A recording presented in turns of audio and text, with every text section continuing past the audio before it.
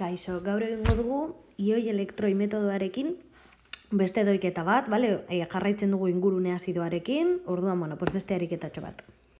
Lehenengo pausua, oksidazio zenbakiak idaztea, jodo oinarrizko egoeran dago, eta beraz bere oksidazio zenbakia 0. Hemen, badakigu hidrogenoarena eta oksigenoarena, beraz, -2. Hemen, egiten badugu -2, bideriru, -6. Gehi bat, -5. Orduan, molekula osoaren karga 0 izateko, ez daukalako kargarik, nitrogenoarena 5 izan behar da. Beraz, 5. Vale? Urrengoan, berdin, hidrogenoarena 1, oxigenora -2, eta beraz, jodoarena 5 izan behar da baita ere, vale? Prozedura aurrekoan bezala.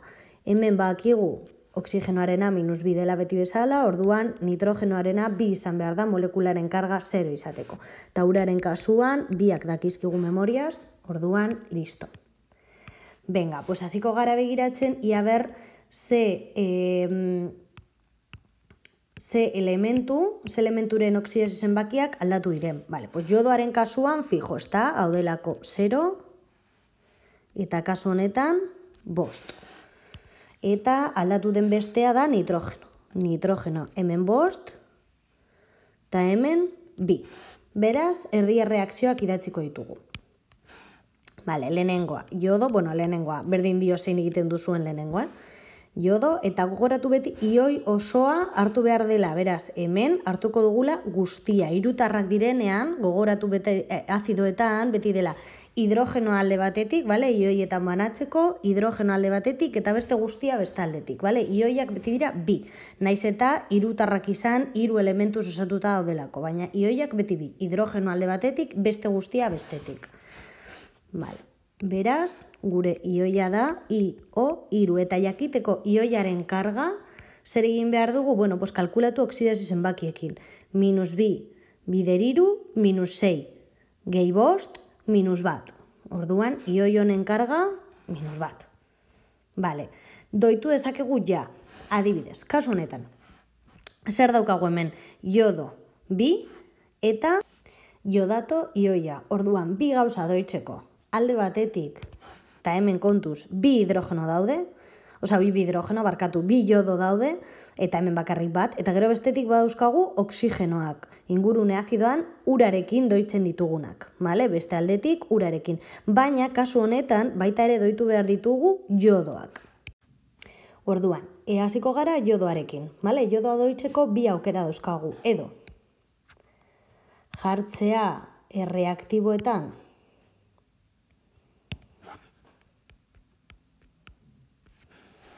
erdia, edo bat diren, vale? Edo, beste aukera, izango litzateke, hemen 2 bat. Vale? 2 aukera horiek. Zein aukeratuko nukenik? Kasu honetan, jarri dugun aukeran, 2 hau badauka eragina jodoan, baina baita ere oksigenoan. Vale? Orduan, nik doituko nuke beste aldea erreaktiboak bakarrik jodoan eragina izateko, eta ez beste elementu batzuetan. Nik uste dut horrela errazagoa dela. Hala ere, beste modutan egiten bauzue, ondo atera behar da baita ere. Orduan, nik doituko dut hemen, hau bakarrik jodoan daukalako eragina, eta listo.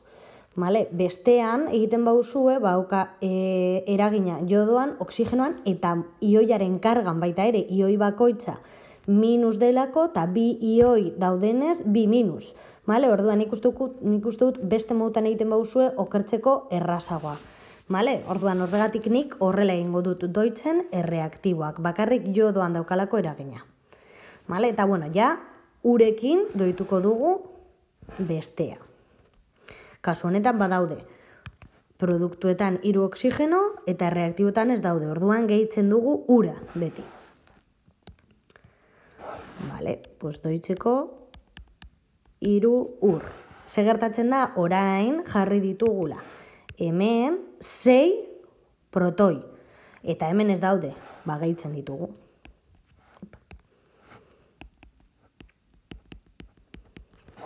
Vale. Eta orain zer egingo dugu? Pentsatzea zenbat elektroi transferitu diren. Horretarako kalkulatu behar dugu erreaktiboetan dagoen karga eta produktuetan dagoen karga. Orduan, erreaktiboetan dagoen karga eta produktuetan dagoen karga. Produktu guztien karga eta erreaktibo guztien karga. Vale, beraz, erreaktiboetan jodoa 0, ura baita ere 0, vale, ez daukatelako kargarik, orduan karga osoa 0. Beste kasuan, produktuetan iodato ioia, bat negatibo, eta protoi bakoitza positibo, baina 6 daude orduan, azkenean 6 positibo, ken bat, pues bueno, 5 positibo, ezta? 5 positibo. Orduan, ze gertatu da oksidazio zenbakiarekin handitu dela. Beraz, oksidazio zenbakia gogoratu handitzen denean, horrek esan nahi du, ze gertatu dela elektroiekin, kendu direla. Elektroiak askatu direla, barkatu, kendu pizka bat itxusia. Elektroiak askatu direla. Beraz, ze gertatu da hemen? Galdu direla 5 elektroi. Erreaktiboetatik produktuetara, ze gertatu da 5 elektroi galdu direla. Vale? 0tik 5 positibora pasatu dugulako. Gogoratu truko hori, vale? Oksidazio zenbakia handitzean, oksidazio zenbakia handitzeak esan nahi du elektroiak galtzea. Hau da, oksidazio erdi erreakzioa. Hau, elektroiak galtzeagatik izango litzateke oksidazioa. Hau ez duzue beti aipatu behar, bakarrik galdetzen dutenean ariketan. Baina, bueno, birpasatzeko ondo dago. Benga, beste erdi erreakzioa, esan dugu nitrogenoa. Orduan gogoratu, ioi osoa hartu behar dela, kasu honetan NO3 eta berriro karga kalkulatzeko -2 bider 3 -6 gehi 5 -1. Beraz, NO3 negatibo. Vale. Eta zertara pasatzen da NO molekulara. Vale? Orduan, kasu honetan, gogoratu, beti ioia hartzen dugu bakarrik, orduan, kasu honetan hartu behar izango genuke N bakarrik nitrogeno, baina oksigenoari lotuta badago hartu behar dugu molekula osoa. Vale? Hemen ez dugu kontutan hartu, azkenean ioian badagoelako oksigeno. Baina kasu honetan gure ioia izango litzateke N2 positibo. Vale? Baina gogoratu salbuespena, oksigenoarekin lotuta badago, oksigenoari lotuta badago, oksigeno hori hartu behar dugu baita ere. Vale? Orduan, oksigenoari lotuta badago hartzen dugu molekula osoa. Hori da salbuespen bakarra. Orduan hemen, NO. Eta bere karga, pues hombre, kalkulatu ezakezue, plus bi, eta hemen dauzkazue, bi, ken bi, 0, pues 0. Vale? Urrengoa doitzea. Kasu honetan bakarrik doitu behar ditugu oksigenoak. Produktuetan hemen bakarri daukagu bat, eta hemen dauzkagu 3. Eta doiketa beti egiten da urak gehituz. Beraz, hemen produktuetan gehitu behar ditugu 2 ur. Falta zaizkigulako 2 oksigeno, 3 izateko, erreaktiboetan bezala. 2 ur. Eta horrela orduan, dauzkagu produktuetan 4 protoi, hemen erreaktiboetan gehitu behar ditugunak. Eta bagoaz kargarena egitera. Erreaktiboetan, bueno, pues 4 positibo. Gehi -1, 3 positibo. Eta produktuetan 0. Ez dauka kargarik ez NO molekula, ez ur molekulak, orduan 0. Vale. Orduan, oksidazio zenbakia jeitsi da. Beraz, gertatu da? Hartu direla elektroiak. Reaktiboek hartu dituztela elektroiak. Zenbat? Pues hombre, 3tik 0ra pasatzeko 3 elektroi. Vale? Orduan orain urrengo pausua, gogoratu zein zen urrengo pausua? Bueno, pues gu badakigu elektroi kopuru hau berdina izan behar dela, vale? Transferitzen direla beti elektroi berdinak. Hau da, espezie batek askatzen dituen elektroiak beste espezieak hartu behar dituzte. Kopuru berdina. Beraz, horretarako egiten dugu? Bueno, kasu honetan biderkatu behar ditugu biak eta egingo dugu goikoa bider 3, ezta? 3 elektroi direlako hemen, eta behekoa egingo dugu, pues bider 5. Eta horrela, berdintzen ditugu, edo berdintzen dugu, beto esan da, elektroi kopuru. Vale? Eta hau kontutan hartuta, gehituko dugu dana. Vale? Orduan, erreaktibo guztiak alde batetik, produktu guztiak beste aldetik. Geratzen zaigu, lehenengo, pues, jodo... Berdin zaigu ordena, Osa, erreaktiboak haien artean jarri nahi duzuen ordenean. Vale. 9 ur. hogei protoi, eta 5 nitrato ioi. Vale.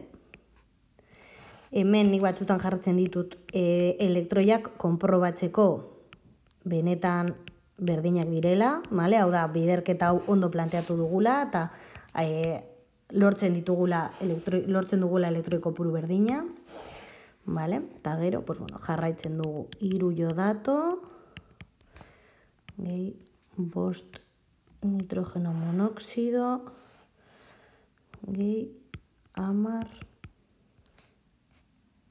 ur, gehi 6 protoi. A ver. Gehi 6 ez, epa. Gehi 18 protoi. Bai. Ta hemen, ze gertatzen zaigu? Pues begiratu. Badauzkagula produktuetan eta reaktiboetan, hau da beti ona heltzean begiratu behar dugun gauza bat. Vale? Badaukagu espezie berdinak reaktiboetan eta produktuetan molekula berdinak edo ioi berdinak, bai, eta hori bakarrik gertatuko zaigu, protoiekin eta ur molekulekin. Vale? Doitzeko erabiltzen duguna delako. Beraz, hemen ikusten duzue badaudela protoiak, eta hemen baita ere. Eta gauza bera urarekin, badauzkagu hemen 10 ur molekula eta hemen 9. Vale, pues hau edozein ekuazio batean bezala, hau da, edozein ekuazioan bezala, matematikan egiten dugu, pues guztia pasatu alde batera. Vale, orduan, zer egingo dugu? Bueno, pues fijatzea adibidez, lehenengo uraren kasuan. Non daude ur gehiago? Produktuetan, ezta? 10 ur daude produktuetan eta reaktiboetan 9 bakarrik. Zer egingo dugu orduan? 9 hauek beste aldera pasatu, gogoratu gezia hau dela berdin bat. Vale, orduan, beste aldera pasatzeko egin behar dugu, pues hemen gehitzen badago, beste aldera pasatzea, kenketa bat eginez. Berdina protoiekin, baina hemen 20 daude, eta hemen 18. Zer egingo dugu hauek, 18 hauek, beste aldera pasatzea. Vale? Gauza bera hemen gehitzen daudenez, beste aldera pasatzeko kenketa eginez. Eta horrela planteatuko dugu berriro erreakzioa. Aldaketa horiekin, bale? Orduan, ur hauek pasatuko ditugunez beste aldera, ez ditugu idazten, eta ja, hidrogeno hauek ez ditugu idatziko 20, baizik eta egingo dugu ja zuzenean kenketa 18 hauek pasatu ditugu ona kentzen, eta 20 ken 18 dira 2.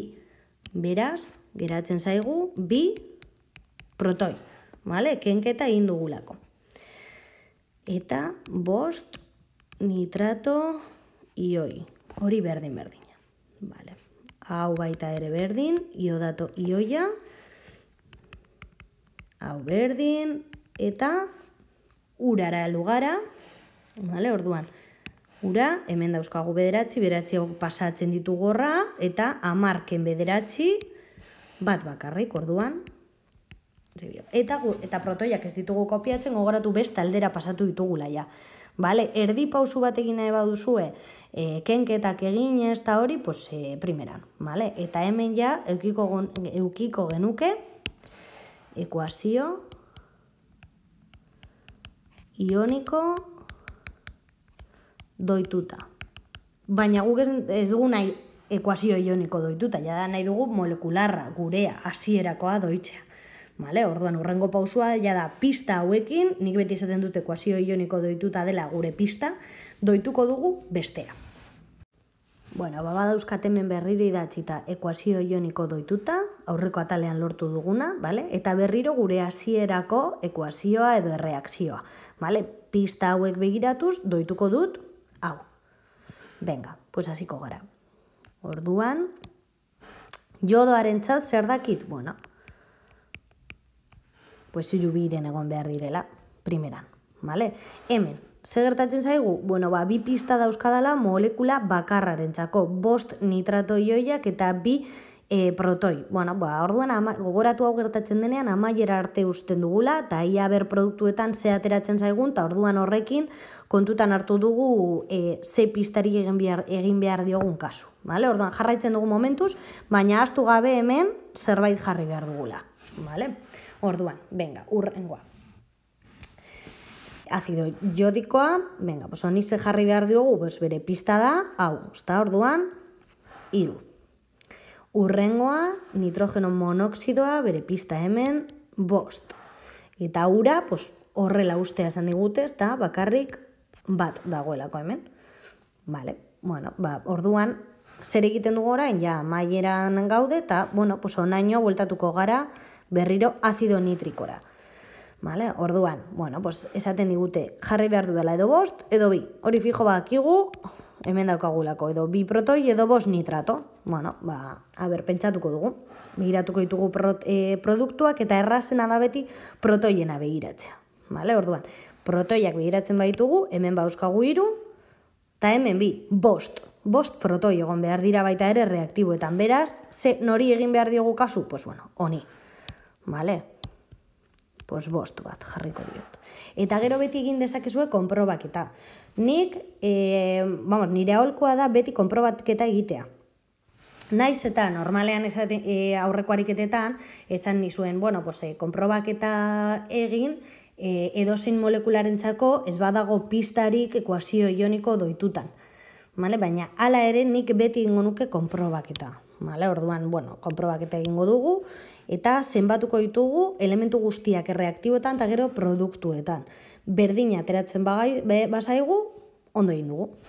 Orduan, hemen jodoak, 3 jodo daude, 5 hidrogeno, 5 nitrogeno eta 15 oksigeno. Produktuetan, 5 hidrogeno, hori ondo, berdin, ateratzen delako, 5, hemen 3 eta hemen 2, gogoratu produktu guztietan zenbatzen ditugula.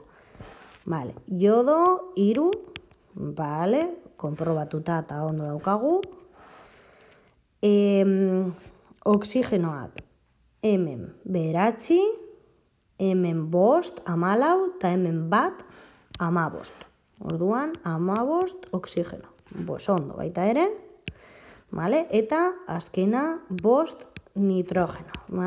Hemen 5 nitrogeno eta hemen 5 nitrogeno. Beraz, ondo. Esan dezakegu, ekuazio molekular doituta lortu dugula. Ekuazio molekular doituta. Eta ondo dagoela, zergatik konprobatu dugulako, eragiketak ondo egin ditugu, eta orduan, jatera zaigu, kopuru berdina daukagula reaktiboetan eta produktuetan. Listo, egin da.